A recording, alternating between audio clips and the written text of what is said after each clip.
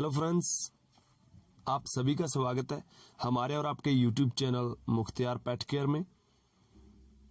So friends, आज हम बात करेंगे कॉलिक के बारे में, जिसे हम एब्डोमिनल पेन या फिर पेट दर्द के नाम से जानते हैं कि ये किन कारणों से हमारे पशु में उत्पन्न होता है, क्या कारण होता है हमारे पशु में यह रोग उत्पन्न होने के, क्या लक्षण दिखाई देते हैं और इसका ट्रीटमेंट हम किस प्रकार से कर सकते हैं।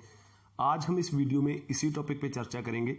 अगर आपने अभी तक हमारा YouTube channel Mukhtiyar pet care subscribe नहीं किया है तो नीचे रेड कलर के बटन को दबाकर आप हमारे YouTube चैनल को सब्सक्राइब कर सकते हैं।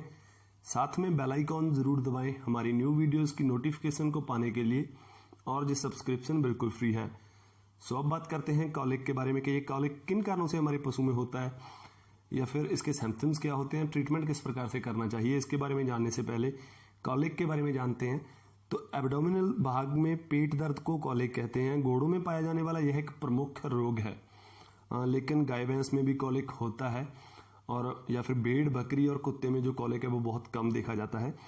कॉलिक दो प्रकार का होता है। एक होता है ट्रू कॉलिक। ट्रू कॉलिक जो है वो, अगर कॉलिक डाइजेस्टिव सिस्टम के किसी भाग से शुरू होता है तो उसे ट्रू कॉलिक के नाम से जाना जाता है, अगर दर्द जो है डाइजेस्टिव सिस्टम से शुरू होता है। एक होता है फॉल्स कॉलिक, जिसे हम, अगर कॉलिक जो है, दर्द जो है डाइजेस्टिव सिस्टम के अलावा और भागों में पैदा होता है, उसे फॉल्स कॉलिक कहते हैं। जैसे रिनल कॉलिक जो कि किडनी में इन्फेक्शन या पथरी के कारण पैदा हो सकता है। इसके अलावा हेपाटिक कॉलिक जो लिवर में पैदा होता है। इसके अलावा जो यूट्राइन कॉलिक है या फिर पेरिटोनियल कॉलिक है या प्लेरोटिक कॉलिक है, एक्सेट्रा कई प्रकार के कॉलिक होते हैं। ये सभी जो है फॉलिस कॉलिक की श्रेणी में आते हैं। इन्हें फॉलिस कॉलिक के नाम से जाना जाता है। इसके आगे ट्रू कॉलिक जो है वो भी टू टाइप्स का होता है, मीन्स दो प्रकार का होता है।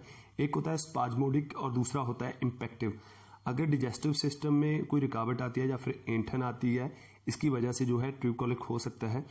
तो पहले बात करते हैं स्पाज्मोडिक कॉलिक के बारे में।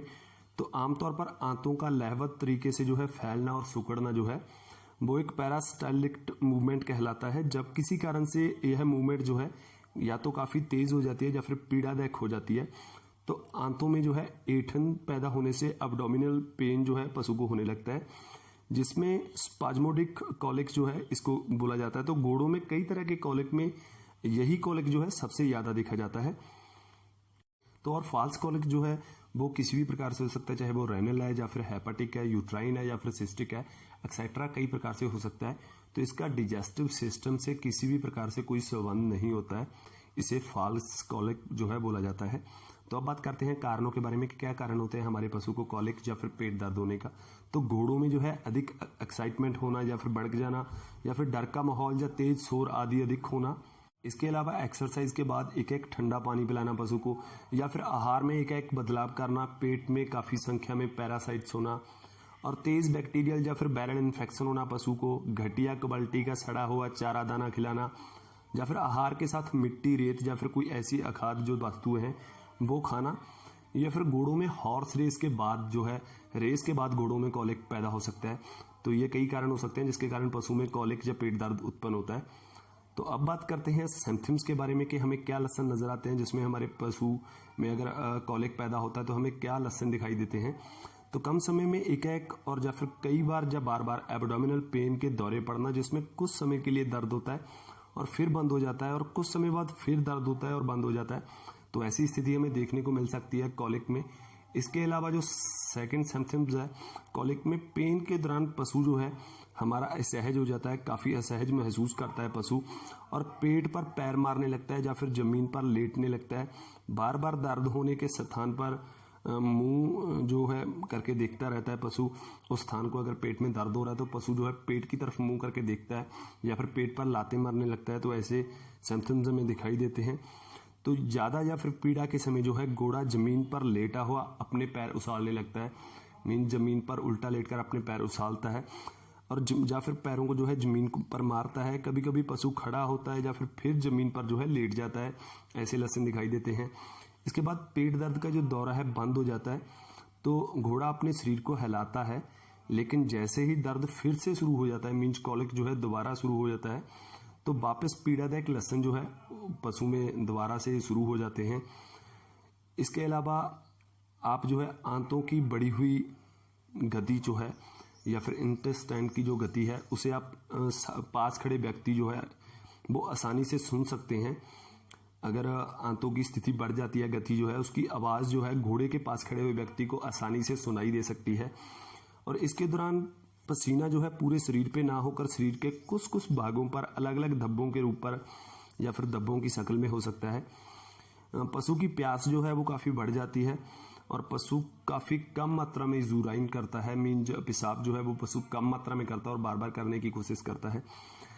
इसके अलावा गाय, भैंस या फिर बछड़ों में जो है कॉलिक की यह स्थिति में साथ में डायरिया भी हो सकता है। मीन्स पशु को अगर कॉलिक होता है हमारी गाय भैंस को, तो उसके साथ डायरिया भी होता है। मीन्स पशु को मोक लग जाती है, दस्त लग जाती है। और कॉलिक में जो टेम्परेचर है वो काफ़ी हाई हो जाता है, पशु का टेम्परेचर हाई होने लगता है, पल्स जो है वो भी हाई होने लगती है और तेज सांस गति जो है, पशु की सांस की गति जो है वो भी हाई हो जाती है। काफ़ी तेज सांस लेने की कोशिश करता है पशु।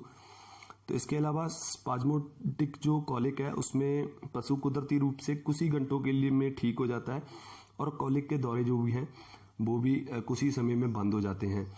इसके अलावा घोड़ों के भड़कने या फिर खान पीन में लापरवाही, पेट के कीड़े या फिर किसी भी इन्फेक्शन आदि से स्टोमक या फिर आंतों की तंत्राएं जो हैं वो उत्तेजित हो जाती हैं, जिसमें आंतों की गतिविधियों में कई गुना बढ़ जाती हैं।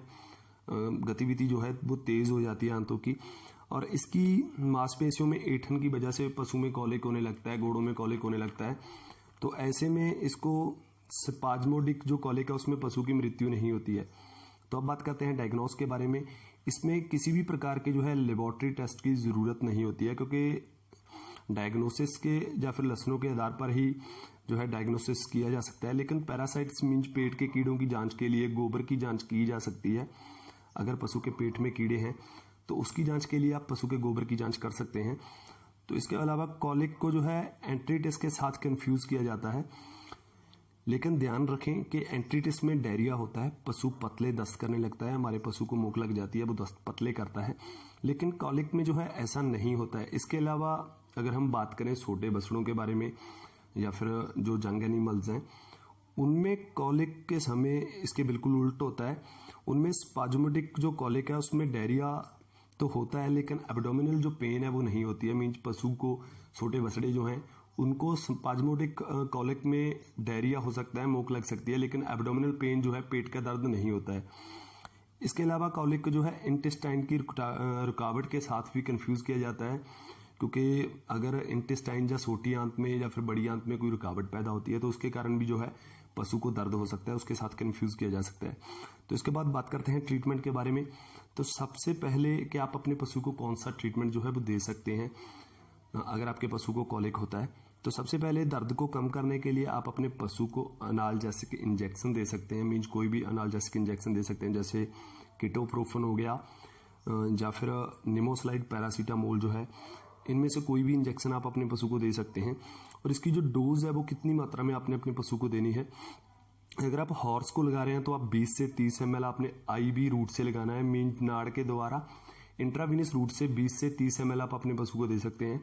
अगर बात करें कैमल की, ऊँट की, तो उसको आप 5 से 10 ml पर 100 kg बॉडी वेट के हिसाब से IM रूट से दे सकते हैं। मीन्स मांसपेशीगत इंजेक्शन देना है आपने 100 kg बॉडी वेट के हिसाब से 5 से 10 ml। इसके बाद बात करते हैं कैटल्स के बारे में, गाय भैंस के बारे में। तो 20 ml आप इंजेक्शन IM रूट से दे सकते हैं। मीन्स 20 ml इंजेक्शन आपने मांसपेशीगत लगाना है। सीप और गौट में, मीन्स भेड़ और बकरी में आपने 2 से 5 ml इंजेक्शन IM रूट से देना है, मांसपेशीगत इंजेक्शन देना है आपने। इस इंजेक्शन के साथ आप एट्रोपाइन सल्फेट जो है इंजेक्शन यूज कर सकते हैं। इससे पशु के जो पेट का जहरबाद जो है वो कम होता है, या फिर ऐंठन जो है इंटेस्टाइन की वो कम होती है। इसकी जो डोज है वो अपने हॉर्स और कैटल में जो है 20 से 25 ml IM रूट से लगाना है ये इंजेक्शन। इसके साथ आप सीक्वल इंजेक्शन लगा सकते हैं आप अपने पशु को। यही इंजेक्शन जो है, सीक्वल इंजेक्शन आप किन किन एनिमल्स को लगा सकते हैं या फिर कौन से कॉलिक में लगाना है। तो इसको आप कैटल में लगा सकते हैं, गाय और भैंस में लगा सकते हैं, सीप मीन्स भेड़ में लगा सकते हैं, गॉट बकरी में लगा सकते हैं, डॉग्स मीन्स कुत्तों में लगा सकते हैं। यह इंजेक्शन जो है घोड़ों में स्पाज्मोडिक जो कॉलिक है उसमें प्रयोग नहीं करना है। सीक्वल इंजेक्शन जो है स्पाज्मोडिक कॉलिक में ना प्रयोग करें घोड़ों में। अगर घोड़ों में इम्पैक्टिव कॉलिक है तो उसमें प्रयोग में ले सकते हैं आप सीक्वल इंजेक्शन जो है।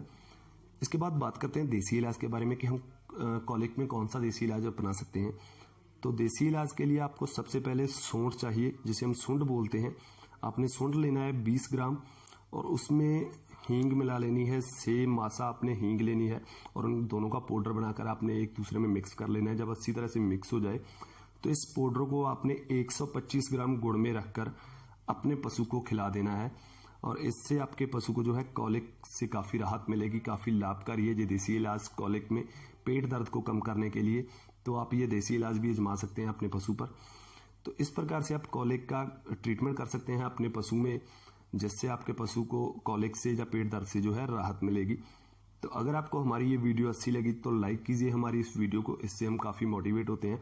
साथ में अपने दोस्तों के साथ शेयर करें ताकि उनको भी, अगर उनके पशु को कोई ऐसी प्रॉब्लम है तो वो अपने पशु का ट्रीटमेंट कर सकें। ऐसी ही वेटनरी वीडियोस को देखने के लिए हमारे चैनल को सब्सक्राइब कर सकते हैं। हमारी वीडियोस को देखने और पसंद करने के लिए आपका बहुत बहुत धन्यवाद।